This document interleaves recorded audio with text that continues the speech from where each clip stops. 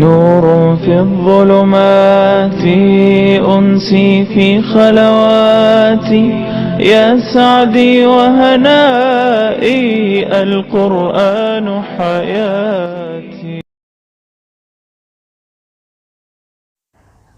اعوذ باللہ السمیع العلیم من الشیطان الرجیم من حمزہ ونفخہ ونفثہ اللہم فقہنا فی الدین آمین یا رب العالمین. السلام علیکم ورحمۃ اللہ وبرکاتہ. سورہ یوسف رکوع نمبر 11. وَلَمَّا فَصَلَتِ الْعِیرُ قَالَ أَبُوهُمْ إِنِّي لَأَجِدُ رِیحَ یوسف لولا أَن تُفَنِّدُونِ. جب یہ قافلہ یعنی مصر سے روانہ ہوا تو ان کے والد نے کہا کہ مجھے تو یوسف کی خوشبو آ رہی ہے اگر تم مجھے بہکا ہوا نہ کہو. جب بھائیوں کا قافلہ یوسف علیہ السلام کی قمیض لے کر مصر سے روانہ ہوا تو یعقوب علیہ السلام نے اپنے بیٹوں کی بیویوں یعنی بہوؤں اور پوتے پوتیوں سے کہا کہ آج مجھے لاڈلے بیٹے یوسف کی خوشبو آ رہی ہے لیکن تم مجھے بہکا ہوا سمجھ کر میری بات پر یقین نہ کرو گے. پہلے یوسف علیہ السلام کنویں میں تھے، کنعان میں ہی تھے، تب خوشبو نہ آئی اور اب مصر سے خوشبو آ گئی. اس سے پتہ چلتا ہے کہ نبی کا کوئی ذاتی کمال نہیں ہوتا، اللہ تعالیٰ جب چاہے ایسے معجزات دکھا دیتا ہے. قَالُوا تَاللَّهِ إِنَّكَ لَفِي ضَلَالِكَ الْقَدِيمِ. وہ یعنی اہل خانہ کہنے لگے اللہ کی قسم آپ ابھی تک اپنی پرانی غلطی پر ہیں. اہل خانہ نے یہی کہا کہ آپ اپنی پرانی بات پر ہی جمے ہوئے ہیں، آپ پر یوسف کی ایسی محبت چھا گئی ہے کہ آپ اسے بھولتے ہی نہیں، آپ اپنے پرانے خط میں ہی ہیں. یہ بہویں اور بچے کہہ رہے ہیں جب بیٹے عزت نہیں دیتے تو ان کے اہل خانہ بھی عزت نہیں دیا کرتے. اسی طرح اگر آپ کی اولاد اب جوان ہے، بیٹا ہے، شادی شدہ ہے، اس کی بیوی کے سامنے اس کو ڈانٹنا مناسب نہیں. بیوی پھر اس کی کیا عزت کرے گی؟ کبھی کچھ سمجھانا پڑ جاتا ہے لیکن اکیلے میں سمجھا دیا جائے. فَلَمَّا أَن جَاءَهَا الْبَشِيرُ أَلْقَاهُ عَلَى وَجْهِهِ فَارْتَدَّ بَصِيرًا قَالَ أَلَمْ أَقُل لَّكُمْ إِنِّي أَعْلَمُ مِنَ اللَّهِ مَا لَا تَعْلَمُونَ. چنانچہ جب خوشخبری دینے والے نے آ کر یعقوب علیہ السلام کے چہرے پر وہ قمیض ڈالی تو اسی وقت ان کی بینائی لوٹ آئی اور انہوں نے کہا کیا میں نے تم سے نہیں کہا تھا کہ میں اللہ کی طرف سے وہ باتیں جانتا ہوں جو تم نہیں جانتے. یعقوب علیہ السلام کے چہرے پر قمیض ڈالی گئی. قمیض ڈالتے ہی یعقوب علیہ السلام کی بینائی بحال ہو گئی تو آپ نے فرمایا کہ میں نے تم سے کہا تھا کہ اللہ مجھے وہ باتیں بتاتا ہے جن کی تمہیں خبر نہیں. یہ بینائی کیسے لوٹی؟ یہ ایک معجزہ تھا اللہ کی طرف سے. یعقوب علیہ السلام ہمیشہ پر امید رہے، 40 سال تک دعا نہ چھوڑی. ابھی بھی فوراً اللہ کا نام آیا. جو اللہ سے تعلق قائم کرتا ہے اللہ تعالیٰ اسے پر امید رکھتا ہے. اولاد کو برا بھلا نہیں کہتے، رب سے کوئی کمپلین نہیں کرتے. لہٰذا زندگی میں جیسے بھی فیزز ہوں انسان مایوس نہ ہو. اپنی اولاد کو برا بھلا کہنا معقول بات نہیں. دوسروں کے سامنے اٹھتے بیٹھتے تانے دینا کہ تم تو اتنے برے ہو، اتنا ستاتے ہو مجھے، یہ چیز اصلاح کے راستے میں رکاوٹ بن جاتی ہے. کتنی بھی بری اولاد ہو دوسروں سے اولاد کی برائیاں نہ ڈسکس کریں. کیوں اپنا گھٹنا کسی کے سامنے کھولیں؟ اسی طرح اپنے کسی رشتہ دار کی برائی کرنا بھی مناسب نہیں ہے. یہاں یہ پتہ چلتا ہے کہ صابر والدین کیسے ہوتے ہیں. قَالُوا يَا أَبَانَا اسْتَغْفِرْ لَنَا ذُنُوبَنَا إِنَّا كُنَّا خَاطِئِينَ. یوسف علیہ السلام کے بھائیوں نے کہا اے ابا جان آپ ہمارے لیے گناہوں کی معافی مانگیے، بے شک ہم ہی قصوروار ہیں.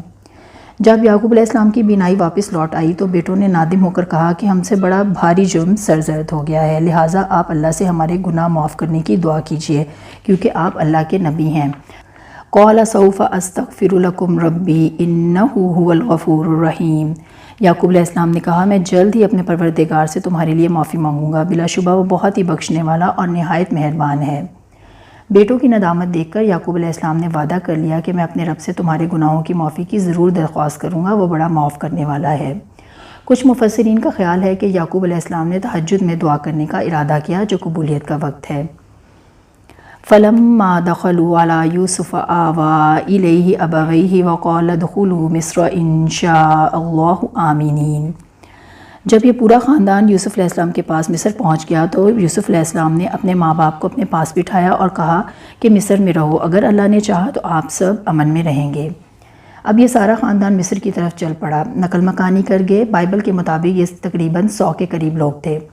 جب یوسف علیہ السلام کو ان کی آمد کی خبر ملی تو ان کے استقبال کے لیے نکلے اور ان کو اپنے پاس بٹھا کر فرمایا کہ اب آپ سب امن اور سلامتی سے مصر میں رہیں اور تنگی، ترشی اور قحط کی تباہی سے محفوظ رہ کر چین کی زندگی بسر کریں. وَرَفَعَ أَبَوَيْهِ عَلَى الْعَرْشِ وَخَرُّوا لَهُ سُجَّدًا وَقَالَ يَا أَبَتِ هَٰذَا تَأْوِيلُ رُؤْيَايَ مِن قَبْلُ قَدْ جَعَلَهَا رَبِّي حَقًّا وقد احسن بی اذ اخرجنی من السجن وجاء بکم من البدو من بعد ان نزغ الشیطان بینی و بین اخوتی ان ربی لطیف لما یشاء انہ هو العلیم الحکیم۔ یوسف علیہ السلام نے اپنے ماں باپ کو تخت پر بٹھا دیا اور سب ان کے سامنے سجدے میں گر گئے، تو اس وقت یوسف علیہ السلام نے کہا، اے ابا جان، یہ میرے اس خواب کی تعبیر ہے جو میں نے پہلے یعنی بچپن میں دیکھا تھا، جسے میرے رب نے سچا کر کے دکھایا، اور اس نے مجھ پر اس وقت بھی بہت بڑا احسان کیا کہ مجھے قید خانے سے نکالا اور آپ سب کو صحرا سے یہاں لے آیا۔ اس اختلاف کے بعد جو شیطان نے مجھ میں اور میرے بھائیوں میں ڈال دیا تھا، بے شک میرا رب باریک بینی سے جو چاہے تدبیر کرتا ہے اور وہ خوب علم اور حکمت والا ہے۔ یوسف علیہ السلام نے بچپن میں جو خواب دیکھا تھا اس کی تعبیر سامنے آ گئی۔ آپ نے اپنے والدین کو تخت شاہی پر بٹھایا اور سب نے یوسف علیہ السلام کی خاطر اللہ کو سجدہ کیا۔ آپ نے اپنے والد سے فرمایا کہ جو خواب میں نے بچپن میں دیکھا تھا آج اس کی تعبیر ظاہر ہوتی ہے۔ قد جعلھا ربی حقا۔ اب اللہ کی نعمتوں کا اظہار کر رہے ہیں کہ اللہ نے مجھ پر بڑا احسان کیا کہ مجھے قید سے رہائی دلوائی، حکومت عطا کی اور مجھے آپ سب سے دوبارہ ملوا دیا۔ ان ربی لطیف لما یشاء۔ یوسف علیہ السلام کے اس خواب کی تعبیر تقریباً 40 سال بعد ظاہر ہوتی ہے۔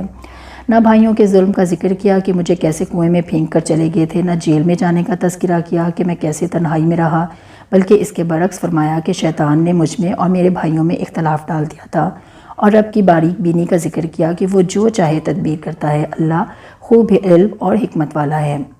ہم ہوتے تو کیا کرتے؟ ساری نیگیٹو باتوں کا ہی تذکرہ کرتے رہتے اور پھر اپنی بڑائی جتاتے کہ دیکھو میں کتنی اعلیٰ ظرف ہوں، میں نے کیا کچھ برداشت کیا ہے اور میں کتنی نیک ہوں، جب بھی اللہ نے مجھے یہ عہدہ اور مقام دیا ہے۔ رب قد آتیتنی من الملک وعلمتنی من تأویل الاحادیث فاطر السماوات والارض انت ولی فی الدنیا والآخرہ توفنی مسلما والحقنی بالصالحین۔ اے میرے پروردگار، آپ نے مجھے حکومت بھی عطا فرمائی اور خوابوں کی تعبیر بھی سکھائی۔ اے آسمان اور زمین کے پیدا کرنے والے، آپ ہی دنیا اور آخرت میں میرے دوست ہیں، لہٰذا اسلام پر ہی میرا خاتمہ کیجیے اور مجھے نیک لوگوں میں شامل فرما دیجیے۔ یوسف علیہ السلام بچھڑے ہوئے گھر والوں سے مل گئے۔ اس خوشی کے موقع پر اللہ کی نعمتوں کا تذکرہ، اس کی بڑائی بیان کی۔ اللہ نے آپ کو نبوت اور حکومت عطا فرمائی جو ریئر ہوتی ہے، حکومت اور علم کا مل جانا۔ تعویل الاحادیث سکھائی۔ اللہ کے احسانات یاد کرنے سے ایک دم سے انسان کا بار ریز ہو جاتا ہے۔ ہمیں جب انتہائی خوشی ملے، مثلاً اپنی شادی ہے یا بچے کی شادی ہے، تو سب سے پہلے رب کے احکامات کو توڑتے ہیں۔ جس رب نے یہ خوشی دی اسی کی نافرمانی کرتے ہیں، کیسے سنتوں کو پاؤں تلے روتے ہیں۔ اور اسی طرح کوئی مشکل پیش آئی ہو تو اس میں سے خیر کے پہلو نکالنے، اللہ کے احسانات کو یاد کرنے کی بجائے یہی تذکرہ کرتے نظر آتے ہیں کہ میرے ساتھ یہ ہوا اور نعوذ باللہ میرے ساتھ ہی کیوں ہوا، اللہ نے میرے ساتھ ہی ایسا کیوں کیا۔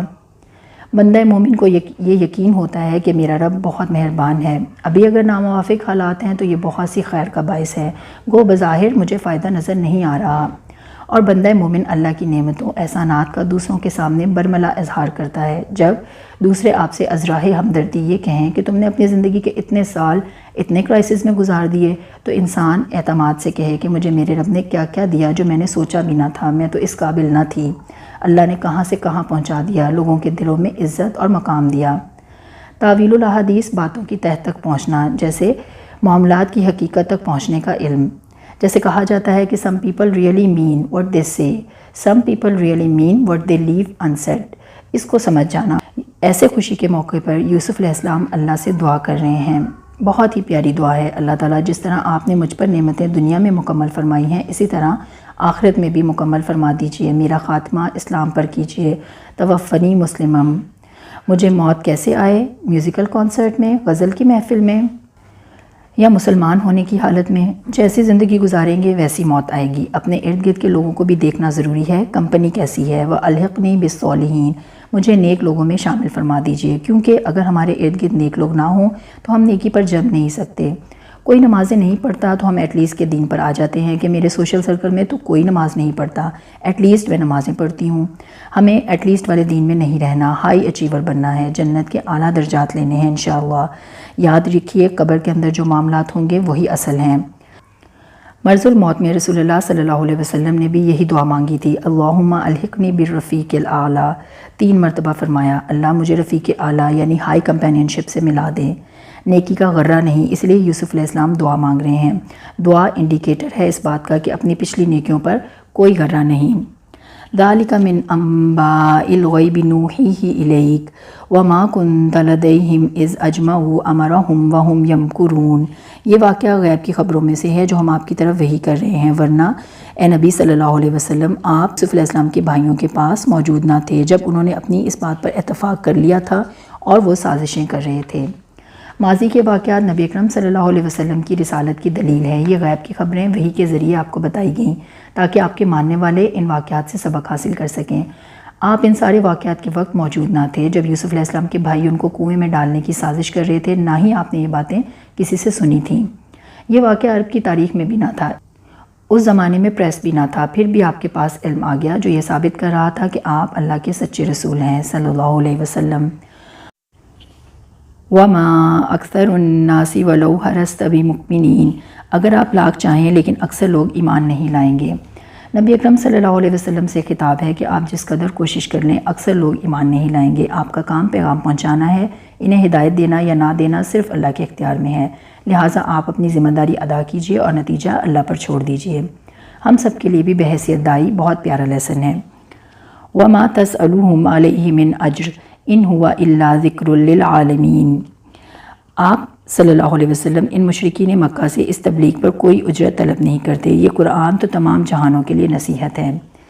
آپ صلی اللہ علیہ وسلم مشرکین مکہ سے اس تبلیغ کے کام پر کوئی اجرت طلب نہیں کرتے، یہ قرآن تو تمام جہانوں کے لیے نصیحت ہے۔ آپ تو اللہ کی رضا کے لیے دنیا والوں کی خیرخواہی فرما رہے ہیں اور یہی ایک داعی کا کام ہے۔ کوئی اجرت طلب نہ کرے، نہ پیسے، نہ تعریف، نہ کسی مادی چیز کے حصول کی صورت میں، اور نہ ہی تمنا رکھے۔ اللہ تعالی ہمیں صابر اور شاکر بنائے، آمین یا رب العالمین۔ سبحانک اللہم و بحمدک، اشہد ان لا الہ الا انت، استغفرک و اتوب الیک۔ السلام علیکم ورحمۃ اللہ وبرکاتہ۔